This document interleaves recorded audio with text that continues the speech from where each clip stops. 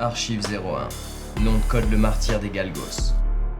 Aujourd'hui, je vais ouvrir un dossier sordide, teindé de violence et de tradition, pour vous parler du funeste sort réservé à ces magnifiques chiens que sont les Galgos. Je tiens à vous avertir que les informations que je vais vous dévoiler sont extrêmement difficiles à supporter. Mais où serait la justice si nous devions taire et cacher l'injustice? Les Galgos sont des chiens utilisés en Espagne pour la chasse. Ils sont issus de la race des lévriers. Ces derniers sont à différencier de la race des Greyhounds, qui eux sont utilisés pour les paris sportifs lors de courses de chiens. Mais je vous en parlerai dans une prochaine affaire. Les chasseurs, aussi appelés galgueros, ont un proverbe qui résume très bien le sort qui attend les Galgos. Un galgo no vale un cartucho, qui signifie « un galgo ne vaut pas une balle ». Dans la psychologie du galguero, ces chiens ne sont qu'un simple outil, leur servant à chasser, un peu comme un fusil ou une paire de bottes. Un outil qui peut être jeté ou détruit après usage. En Espagne, les chiffres officiels font état de 190 000 chasseurs galgueros, avec 500 000 lévriers inscrits à la chasse. Une autre estimation non officielle ferait état d'en réalité plus de 900 000 lévriers dans les mains des chasseurs. Les galgos vivent la majeure partie du temps dans des conditions sanitaires déplorables, souvent dans des enclos sous terre. Les femelles, aussi appelées galgas, sont entassées dans des fosses d'élevage. Certaines passent leur vie dans le noir sans jamais voir la lumière du soleil. Très souvent, elles sont enfermées dans des cages isolées où elles ne peuvent même pas se lever ou se déplacer pour donner naissance à leurs petits.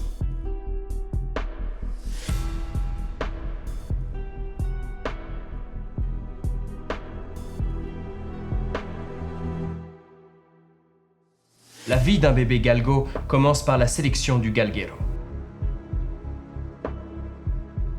Les chiots trop petits ou trop faibles, qui ne sont pas choisis pour l'entraînement, sont éliminés d'une atroce façon dès leur plus jeune âge. La phase d'entraînement peut s'apparenter à une forme de torture. Afin de développer leur vitesse et leur puissance, les élus doivent suivre une formation. Pour cela, les chasseurs utilisent une voiture ou même un quad, auquel ils attachent les chiens et se mettent à rouler à environ 60 km/h, pour les forcer à tester leur endurance physique, souvent jusqu'à l'épuisement. Il arrive que certains chiens essoufflés, ne pouvant plus tenir la cadence, s'effondrent et finissent par se faire traîner au sol.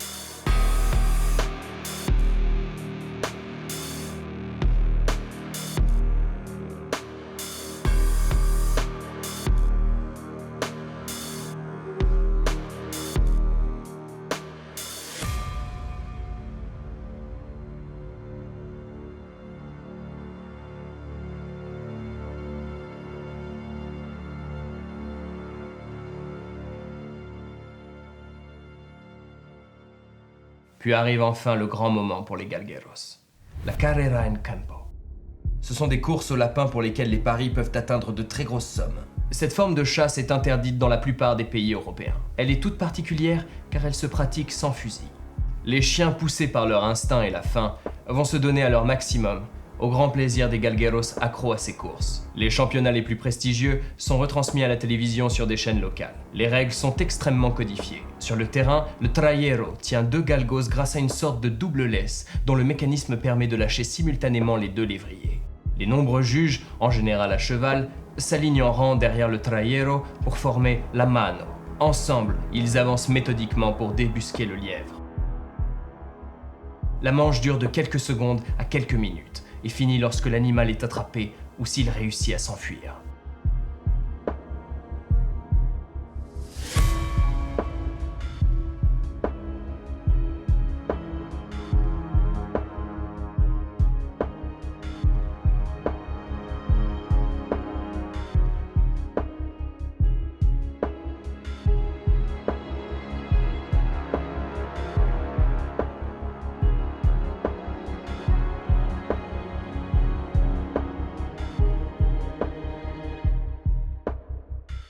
Les 2 galgos sont alors lâchés et doivent courser le gibier en respectant certaines règles très strictes. Certaines sont pénalisantes, voire disqualifiantes si elles sont transgressées. Le juge principal, pour rendre son verdict, prend en compte un grand nombre de critères comme le démarrage du galgo, la trajectoire empruntée ou encore s'il a réussi à attraper sa proie.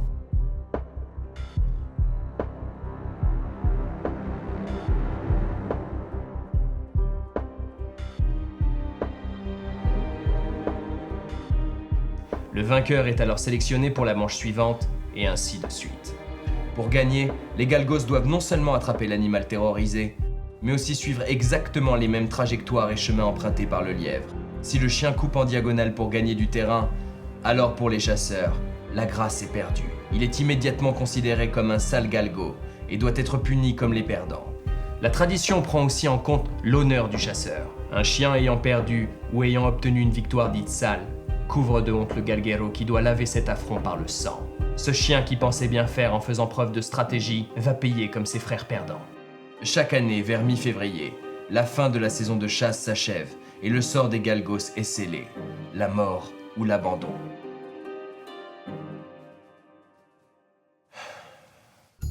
À partir de 3 ans, un galgo est déjà considéré comme âgé par les chasseurs, et donc sa durée de vie utile est périmée. Il n'existe aucune base de données fiable sur le nombre de galgos tués chaque année. Certaines associations estiment que par an, 50 000 galgos sont martyrisés par les chasseurs. Mais le flou est total, car beaucoup de ces chiens ne vont jamais chez le vétérinaire et les chasseurs ne les pucent que très rarement pour se débarrasser plus facilement de leur corps. Personne ne sait vraiment combien d'innocents sont exécutés. Les morts les plus violentes sont cachées, mais auraient tendance à diminuer grâce aux campagnes de sensibilisation. Malgré tout, ces meurtres continuent de se produire.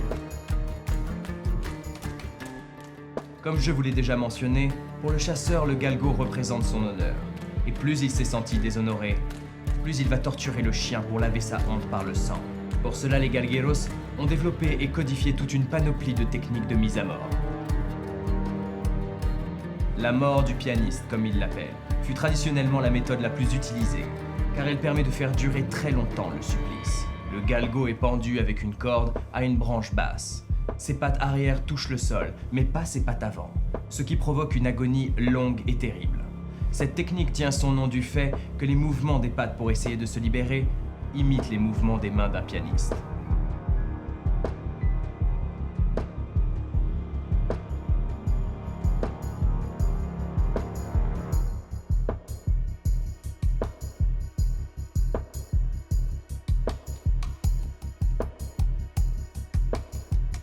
Dans de très rares cas, des galgos ont réussi à s'échapper et ont été retrouvés avec une corde qui pendait encore à leur cou.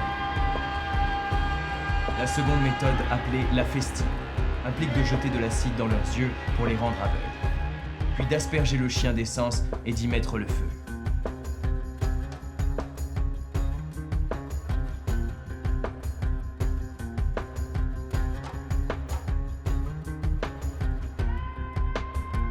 Il arrive que des chasseurs décident de les pendre en même temps. La salissante consiste à poignarder le chien de coups de couteau, mais elle est moins employée car il faut entraver le chien sous peine de le voir s'enfuir en se vidant de son sang. D'où son nom, la salissante. La méthode propre consiste quant à elle à injecter dans l'organisme du galgo des produits ménagers, le plus souvent de l'eau de javel. La folklorique. Les chasseurs chargent les galgos dans leurs véhicules et les relâchent en plein milieu de l'autoroute pour qu'ils se fassent percuter et écraser par des voitures.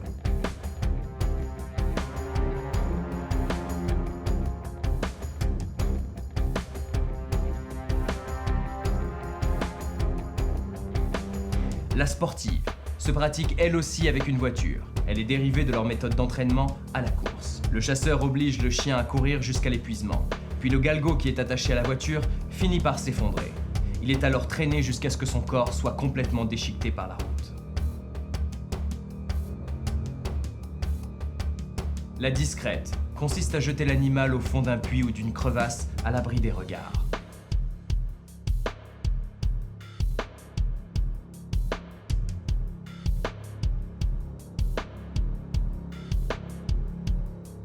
Certains lieux cachés découverts par des activistes ont révélé de véritables charniers comportant parfois plus de 40 cadavres.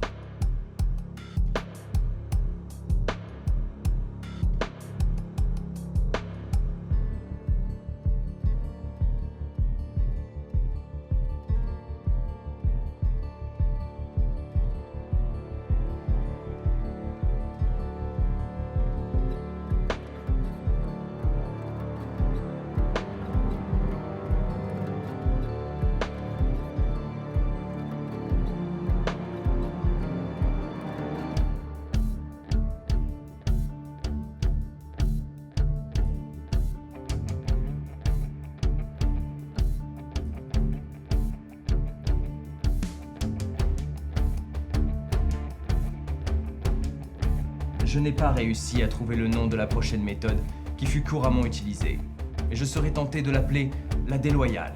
Le chasseur, accompagné de son galgo, s'enfonce profondément dans une forêt pour se débarrasser de lui. Lorsqu'il est totalement à l'abri des regards, il attrape les pattes antérieures du chien et les brise sur ses genoux, puis le laisse agoniser, mourir de faim et de soif. Mais pourquoi donc ai-je baptisé cette pratique sadique la déloyale?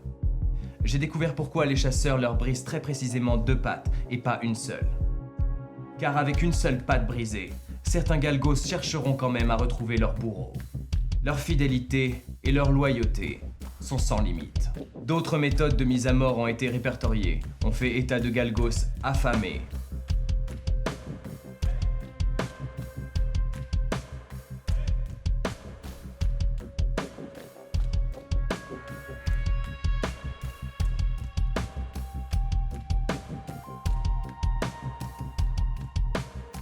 amputés et empalés.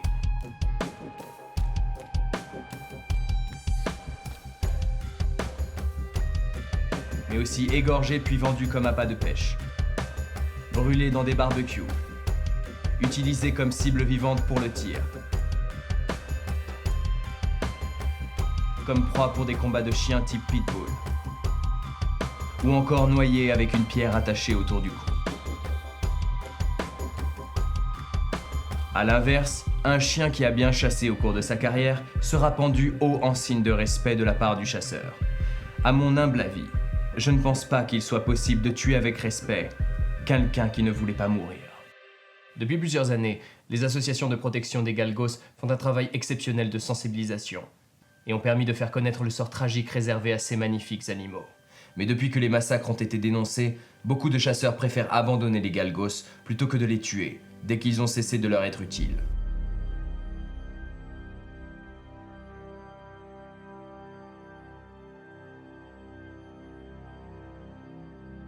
À la fin de la saison de chasse en Espagne, les refuges sont alors complètement submergés en raison de l'abandon massif de ces chiens. On parle ici de milliers d'abandons par an.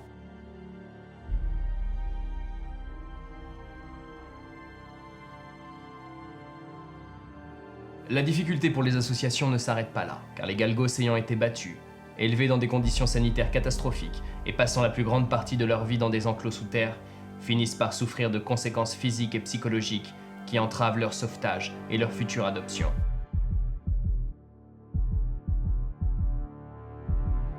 La plupart ne se laissent pas approcher par des humains et on peut aisément comprendre pourquoi. Les bénévoles travaillent donc sans relâche des journées entières pour arriver à les sauver.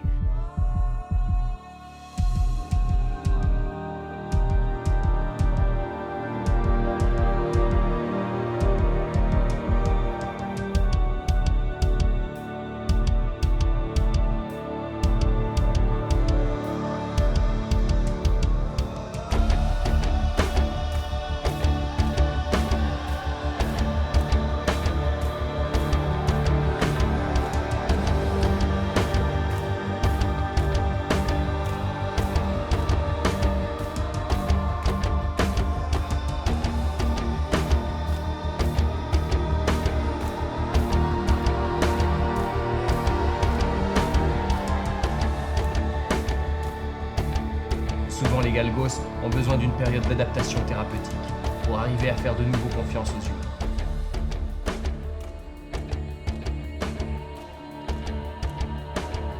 Les plus chanceux sont recueillis par les refuges qui, face à cet afflux massif de chiens, ont bien du mal à trouver les financements pour tous les soigner convenablement.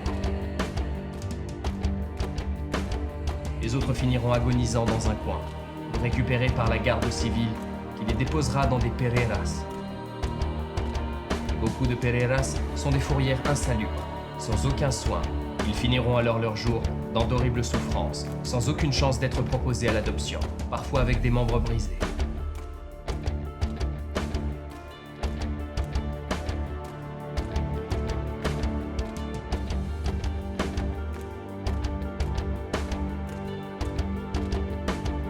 Un point positif à souligner est qu'il y a de plus en plus d'adoptions de galgos, ce qui ne se faisait pas il y a encore 5 ans. Car pour beaucoup de gens, lorsque quelqu'un adoptait un galgo, il était vu comme l'idiot du village, tellement cette race était si peu considérée. Mais les mentalités évoluent. De nos jours, on estime à 10 000 adoptions par an dans le monde. Malheureusement, pour les chasseurs, rien n'a changé. Le galgo reste une sous-race et un simple outil. Je voudrais s'il vous plaît prendre quelques secondes pour vous parler d'une race de chiens que très peu de gens prennent le temps de connaître. Le Podenco. Ces chiens sont les grands oubliés, et pourtant ils subissent les mêmes sévices que les galgos, à la différence que les Podencos sont toujours stigmatisés et n'intéressent pas grand monde.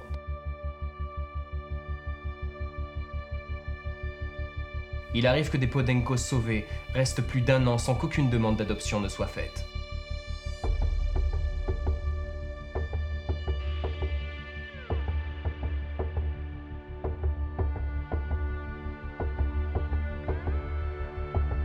Au final, que ce soit des galgos ou des Podencos, cette tradition a malheureusement encore de beaux jours devant elle.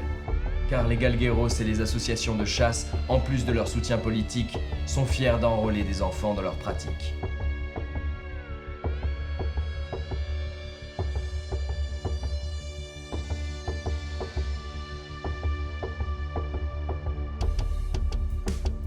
C'est le cas d'Aitor, un petit enfant de 8 ans qui, lors d'un exposé devant sa classe, a fièrement présenté des photos d'animaux tués lors de parties de chasse avec son père, qu'il aime d'ailleurs appeler son professeur. Il conclut son exposé en disant à quel point la chasse le passionne depuis toujours. Je le cite, « J'aime ce sport parce que j'aime la campagne et les animaux. » Jean Dutour disait que rendre la justice, c'est répondre par un acte juste à un acte injuste. Malheureusement, il est triste de constater que les galgueros condamnés par la justice se font rares et relèvent plutôt de l'anecdote. Il est vrai que la maltraitance animale est en théorie punie par la loi en Espagne, mais il semblerait que les galgueros soient protégés par une sorte d'impunité. Car dans ce pays, même le roi est fier de s'afficher en tenue de chasse et la moitié des députés partageraient eux aussi cette passion. Certains activistes vont jusqu'à accuser des membres de la Guardia Civile de prévenir des chasseurs signalés pour maltraitance afin de protéger et d'étouffer l'affaire. Même s'ils sont encore trop rares, je vais vous parler de 2 cas de condamnation. Notre première affaire se situe dans la province de Castilla-La Mancha, la région de Tolède, une des plus touchées par cette tradition. Dans le village de Fuensalida, en mars 2011, une bénévole découvre les cadavres enterrés de 3 galgos. Les marques explicites autour de leur cou indiquent qu'ils ont d'abord été pendus avant d'être enterrés. Par chance, 2 des chiens sont pucés et le coupable est vite identifié. Après 2 ans d'attente, il est condamné à 7 mois et demi de prison. Ce fut une grande première en Espagne. Lors de son jugement, il avoua ne pas comprendre pourquoi c'était mal de pendre ses galgos, vu que pour lui ils comportaient des défauts, et n'en voulait plus.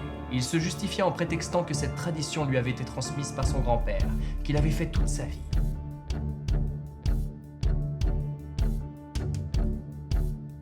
Il reconnut aussi s'y être pris à plusieurs reprises avant de les tuer, dans des conditions si horribles qu'il refusa d'en donner les détails lors du procès. En 2014, dans la ville de Badajoz, 2 hommes ont été accusés d'avoir tué ensemble leurs galgos après la découverte par les autorités de 5 cadavres de chiens en état de décomposition avancée. Les 2 accusés ont déclaré qu'ils avaient constaté ensemble l'inutilité de ces chiens et se sont mis d'accord pour les éliminer. Ils ont battu à mort les 5 chiens, provoquant de multiples fractures du crâne et des vertèbres cervicales. Le premier chasseur fut acquitté car il est décédé peu de temps avant le procès. Et le second a quant à lui écopé d'une peine de prison d'1 an et 2 mois. Je ne sais pas qui d'entre vous regardera cette vidéo jusqu'au bout, mais j'imagine que vous vous dites que ces pratiques sont terrifiantes, que ce monde est injuste, et vous auriez probablement raison de le penser. Vous vous sentez profondément impuissant face à tout ça. Eh bien non. Vous avez le pouvoir de faire évoluer ce monde vers plus de justice, en aidant les personnes qui luttent sur le terrain, en leur faisant un don, en adoptant un de ces animaux pour le sortir de cet enfer. Mais uniquement si vous avez de quoi lui offrir une vie décente. Adopter un animal est une grande responsabilité. Vous qui regardez mon enquête, parlez-en autour de vous. Partagez l'information. Vous pouvez agir et changer le cours des choses. N'en doutez jamais. La cruauté n'a pas de frontières, la bonté non plus. Faites-en bon usage. Enquête 01, dossier clos.